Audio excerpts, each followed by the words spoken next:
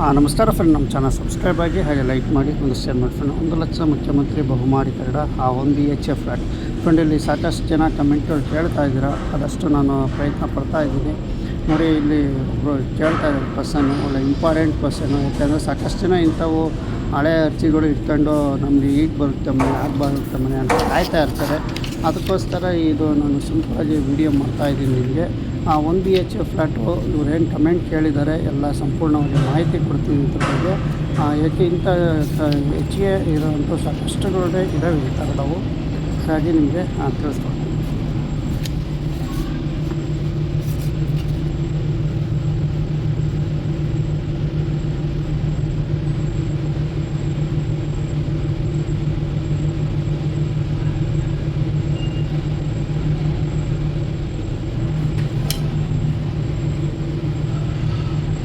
ಕೇಳಿರೋ ಪ್ರಶ್ನೆ ಗಣಶ್ರೀ ಅಂತ. 2016ರಲ್ಲಿ ನಾವು ಅಪ್ಲೈ ಮಾಡಿದ್ವಿ. ರಿಸಿಪ್ಟ್ ಅಟ್ಯಾಚ್ಮೆಂಟು ಎಲ್ಲ ಇಟ್ಕೊಂಡಿದ್ವಿ. ಬಟ್ ಫೋನ್ ನಂಬರ್ ಅದು ಹಳೆ ಕೊಟ್ಟಿರೋದು ಕಳೆದು ಹೋಗಿದೆ. ಏನು ಮಾಡಬೇಕು ಸರ್? ರಿಸಿಪ್ಟ್ ತಗೊಂಡು ನನಗೆ ಗೊತ್ತಾಗ್ತಾ ಇಲ್ಲ, ದಯವಿಟ್ಟು ತಿಳಿಸಿ ಸರ್ ಅಂತ ಇವರು ತಿಳಿಸ್ತಾ ಇದ್ದಾರೆ. ಗಣಶ್ರೀ ಅವರೇ, ನೀವು ಕೇಳೋ ಕಮೆಂಟ್ಗೆ ಖಂಡಿತವಾಗಿ ನಾನು ಉತ್ತರ ಕೊಡ್ತೀನಿ. ಇನ್ನೂ ನಮ್ಮ ಚಾನಲ್ ಸಬ್ಸ್ಕ್ರೈಬ್ ಆಗಿಲ್ಲ ಅಂದರೆ ದಯವಿಟ್ಟು ಸಬ್ಸ್ಕ್ರೈಬ್ ಆಗಿ, ಅದೇ ಥರ ಲೈಕ್ ಮಾಡಿ ಫ್ರೆಂಡ್. ಮತ್ತು ನೀವು ಇದೇ ಥರ ಸಾಕಷ್ಟು ಜನ ಇಲ್ಲಿ ಇದ್ದಾರೆ, ಈ ಏನು ಇರುವ ಸಾಕಷ್ಟು ಜನ ಇಲ್ಲಿ ಇದ್ದಾರೆ. ಅದಕ್ಕಾಗಿ ನಿಮಗೆ ಕಮೆಂಟಿಗೆ ನಾನು ಉತ್ತರ ಕೊಡ್ತೀನಿ ಗಣಶ್ರೀ ಅವರೇ. ನೋಡಿ, ನೀವು 2000 ಇಸ್ವಿಯಲ್ಲಿ ನೀವು ಹಾಕಿರುವಂತಹ ಈ ಅರ್ಜಿ, ಗಣಶ್ರೀ ಅವರೇ ನೀವು ಕೇಳಿರುವಂಥ ಪ್ರಶ್ನೆ ನಿಮಗೆ ನಾನು ಉತ್ತರ ಕೊಡ್ತೀನಿ. 2016ನೇ ಇಸ್ವಿಯಲ್ಲಿ ನೀವು ಅಪ್ಲಿಕೇಶನ್ ಹಾಕಿದ್ದೀರಾ. ಅಪ್ಲಿಕೇಶನ್ನ ಹಾಕಾದ ನಂತರ ನಿಮಗೆ ಅಟ್ಯಾಚ್ಮೆಂಟ್ ಆಗಿರಿ ಅಥವಾ ರಿಸಿಪ್ಟ್ ಆಗಿರಿ ಎಲ್ಲ ನಿಮ್ಮ ಹತ್ರ ಇದೆ, ಇಟ್ಕೊಂಡಿದ್ದೀರಾ. ಬಟ್ ಫೋನ್ ನಂಬರ್ ಹಳೇದಾಗಿದೆ, ನಮ್ಮದು ಹಳೇದು ನಂಬರ್ ಕಳೆದೋಗಿದೆ. ಈಗ ನಾವೇನು ಮಾಡಬೇಕು? ಅಟ್ಯಾಚ್ಮೆಂಟ್ ಇಟ್ಕೊಂಡು ಗೊತ್ತಾಯ್ತಿಲ್ಲ, ಮಾಹಿತಿ ಕೊಡಿ ಅಂತ ನೀವು ಕೇಳಿದ್ದೀರ ಗಣಶ್ರೀ ಅವರೇ. ನೋಡಿ ಗಣಶ್ರೀ ಅವರೇ, ನೀವು ಅಪ್ಲಿಕೇಶನ್ನು ಈ ಸ್ಕೀಮ್ಗೆ ಹಾಕಿದ್ದೀರಾ. ಮೊದಲು ನೀವು ಸ್ಕೀಮ್ ಯಾವ್ದು ಹಾಕಿದ್ದೀರಾ ಅಂತ ನೀವು ತಿಳಿಸ್ಬೇಕಾಗುತ್ತೆ. ನೀವು ಕಮೆಂಟ್ ಹಾಕೋದ್ರಿಂದ ನಾವು ಈ ಸ್ಕೀಮ್ಗೆ ಅಂತ ತಿಳ್ಕೊಂಡಿರ್ತೀವಿ.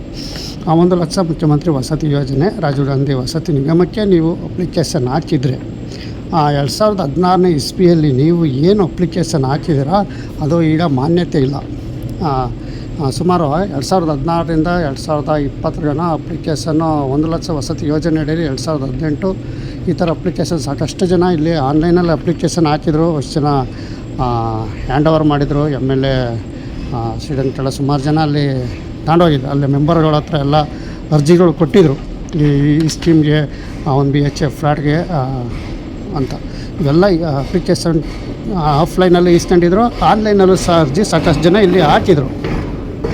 ಹಾಗಾಗಿ ನೀವು 2016ನೇ ಇಸ್ವಿಯಲ್ಲಿ ನೀವೇನು ಅಪ್ಲಿಕೇಶನ್ ಹಾಕಿದಿರೋ ಇದು ನಿಮ್ಮ ಅಟ್ಯಾಚ್ಮೆಂಟ್ ಇಟ್ಕೊಂಡಿದ್ರು ಸಹ ಇಲ್ಲ, ಅಥವಾ ನಿಮ್ಮ ಫೋನ್ ನಂಬರ್ ಕಳೆದೋಗಿದ್ರು ಏನೂ ಪ್ರಾಬ್ಲಮ್ ಇಲ್ಲ. ಈಗ ಸದ್ಯಕ್ಕೆ ಅದು ಮಾನ್ಯತೆ ಇಲ್ಲ. ಯಾಕೆಂದರೆ ಹಿಂದೆ ಸಮ್ಮಿಶ್ರ ಸರ್ಕಾರ ಇದು ಆಪ್ಷನ್ ತಂದಿತ್ತು.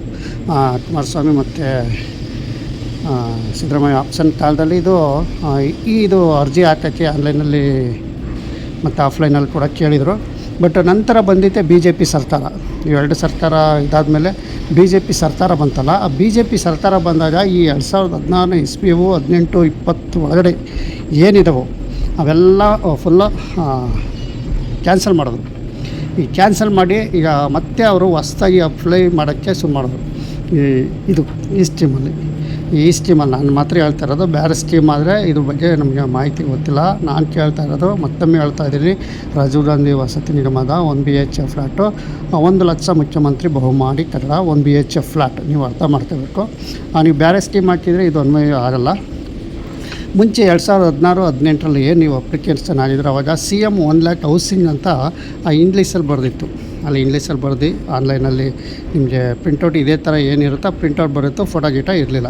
ಬಟ್ ಈಗ ನಿಮಗೆ ಏನಪ್ಪ ಅಂತಂದರೆ ಈ ಸ್ಕೀಮು ನಿಮಗೆ ಅಪ್ಲೈ ಆಗೋಲ್ಲ. ಮತ್ತು ನಿಮ್ಮ ಮೊಬೈಲ್ಗೆ ಮೆಸೇಜ್ ಬಂದಿರ್ತು.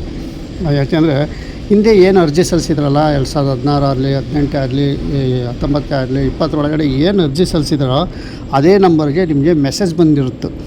ಮೆಸೇಜ್ ಪಡಿಸಿರ್ತಾರೆ, ಯಾರು RGC ಅವರು ಅಂದರೆ ರಾಜೀವ್ ಗಾಂಧಿ ವಸತಿ ನಿಗಮ ಆಫೀಸರು. ನೀವು ಅಪ್ಲಿಕೇಶನ್ ಹಾಕಿದ್ರು ನಿಮಗೆ ಮೆಸೇಜ್ ಬಂದಿರುತ್ತೆ ನೋಡಿ, ನೀವು ಮತ್ತೆ ಇನ್ನೊಮ್ಮೆ ಅಪ್ಲಿಕೇಶನ್ ನೀವು ಹಾಕಬೇಕು ಅಂತ ಮೆಸೇಜ್ಗಳು ಬಂದಿತ್ತು. 1 ಲಕ್ಷ ವಸತಿ ಯೋಜನೆ ಅಡಿಯಲ್ಲಿ ನೀವು ಮತ್ತೆ ಹಳೆ ಅರ್ಜಿ ಇದಾಗಿದೆ, ನೀವು ಮತ್ತೊಮ್ಮೆ ನೀವು ರಿಟರ್ನ್ ಅರ್ಜಿ ಹಾಕಿ ಅಂತ ಮೆಸೇಜ್ಗಳು ಕಳಿಸಿದ್ದಾರೆ RGS ಅವರು. ಅದನ್ನ ನೀವು ಫಾಲೋಅಪ್ ಮಾಡಬೇಕಾಯ್ತು. ಈಗ ಇಷ್ಟು 2014 ಹಾಕಿ ನಿಮಗೆ ಈಗ ನೀವು ಕೇಳಿದ್ರೆ ಇದು ಅನ್ವಯಿಸಲ್ಲ, ಯಾಕೆಂದರೆ ಈ ಸ್ಕೀಮೆಲ್ಲ ನಿಮಗೆ ಕ್ಲೋಸ್ ಆಗಿದೆ. ಹಾಗಾಗಿ ನೀವೇನಾರ ನೀವು ಮತ್ತೊಮ್ಮೆ ನೀವು ಅರ್ಜಿ ಹಾಕಬೇಕು ಅಂತಂದರೆ ನೀವು ಹೊಸ್ದಾಗಿ ಹಾಕಬೇಕು. ನಮ್ಮದು ಅಟ್ಯಾಚ್ಮೆಂಟ್ ಐತೆ ಅಥವಾ ಅಪ್ಲಿಕೇಶನ್ ನಂಬರ್ ಐತೆ ಅಂತ ಏನಿರಲ್ಲ. ನೀವು ಹೊಸ್ದಾಗಿ ಅರ್ಜಿ ಹಾಕ್ಕೊಂಡು ನಂತರ ನೀವು ಮತ್ತೊಮ್ಮೆ ಈ ಹೊಸ ರೇಟ್ ದರ ಏನು 13,20,000 ಇದೆಯಲ್ಲ, ಆ ದರದಲ್ಲಿ ನೀವು ಅಪ್ಲೈ ಮಾಡ್ಕೋಬೇಕಾಗುತ್ತೆ. ಆ ರೇಟಲ್ಲಿ ನೀವು ಅಪ್ಲೈ ಮಾಡ್ಕೋಬೇಕಾಗುತ್ತೆ ಅಂತ ನಾನು ಕ್ಲಿಯರಾಗಿ ತಿಳಿಸ್ತೀನಿ. ಇದು ನಿಮ್ಮ ಸ್ಕೀಮ್ನಲ್ಲಿ ಈ ಕಳಿಸಿರುವಂಥ ನಿಮ್ಮ ಕಮೆಂಟಿಗೆ ನಾನು ಉತ್ತರ ಕೊಡ್ತಾಯಿದ್ದೀನಿ. ನೀವು ಕೇಳಿರೋ ಪ್ರಶ್ನೆಗೆ ನಾನು ಆನ್ಸರ್ ಕೊಡ್ತಾಯಿದ್ದೀನಿ ಧನಶ್ರೀ ಅವರೇ.